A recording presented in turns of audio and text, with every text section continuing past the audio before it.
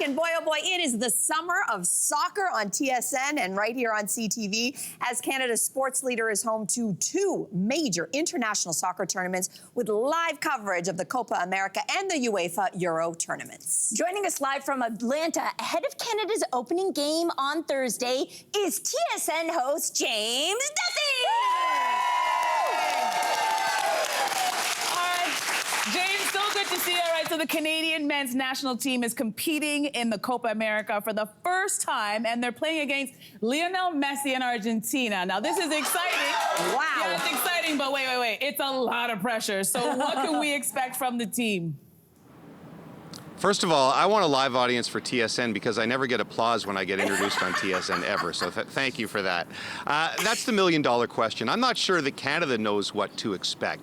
They are heavy underdogs. This is the first time they've ever played the reigning World Cup champions in a competitive match, and they're playing the GOAT in Lionel Messi. So that's going to be a major, major challenge for Canada. But they just played a game against France, another world power, where they held them to a 0-0 draw. So I think that gave them a lot of confidence. And they think that maybe they can hang around. All right, good stuff. That's huge.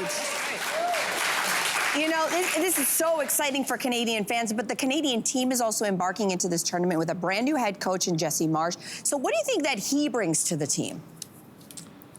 Well, first of all, they like him. He's a player's coach, and I think that's important that the players buy in when they get a new head coach. He likes to play a really up-tempo, a lot of running, pressing style, so you have to be in great shape to play for Jesse Marsch. Now, can he press for 90 minutes against a team like Argentina? Probably not, so he'll probably have to sit back at times. They're fully aware of that, but I think that he's instilled a confidence in this team, and we saw it in the France result, that they feel like they have a shot against Argentina, and that's half the battle. Yeah, love that, love that. Now, as we said, the Euros are also happening simultaneously, and Canada has been playing some friendlies with the Dutch and the French, but there were very different outcomes. So what can Canada learn from these matches ahead of Copa? Well, I think Canada learned a lot from the Netherlands match. They held them to scoreless at halftime and then gave up 3 goals in 13 minutes and lost 4-0, and it wasn't a great result. But they turn around just a few days later and have a terrific game against France. And that wasn't one of those games where they just held on. They were even with France and had multiple chances to score. So I think we saw just over a few days a development of confidence, and you know, there's some new players on this team from the World Cup getting used to playing with each other. So I think it all bodes well coming into this game and this tournament. All right, so James, soccer right now is at a fever pitch in this country. And as we look ahead to hosting the World Cup in 2026, what do you see for the future of soccer, or football, properly called, in this country? Yeah, look, it's massive. Soccer's always been a huge participation sport in Canada. I'm sure half the people watching are soccer moms or soccer dads, or we all played it as kids. But it's been unable to become like hockey or even, say, basketball as far as overall fan support. I think that changed with the women's team, and Christine Sinclair, they deserve all the credit for that first run in 2012.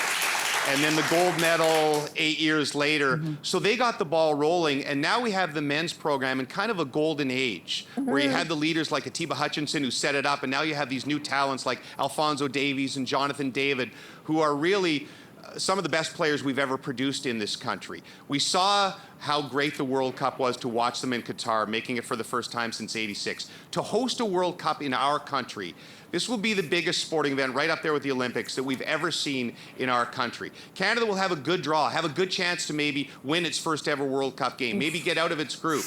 And I can't imagine the impact that'll have on young boys and girls watching that tournament. So it's going to be unreal in 2026. Wow. I hate to do this to you, James. I'm going to put you on the spot. Who do you call to take the tournament for the UEFA, for the Copa, and for the Euro Cup? Okay. Wow. Well, obviously, Copa, I'm going Canada in an upset. Obviously. Obviously. I would say I'm going to go Argentina down here, and I'm going to go England, even though they haven't looked the best lately. England to win Europe. Okay. All right. I mean, listen, I've got my Portuguese flag waving because, you know, they're on in a couple days as well. Hey, James, this has been a blast. Thank you so much for joining us. We're going to be watching. Thank you. Thanks for having me, guys. All right. right, do not forget to watch the opening game of the Copa America between Canada and Argentina. It goes down Thursday, June the 20th, 7 p.m. Eastern on TSN. Are you going to be watching? Yeah! The country better be watching. Hey there, what did you think? Drop your comments below and join the conversation. And don't forget to like and subscribe so you can find more on everything from food and fashion to pop culture and current events. See you soon.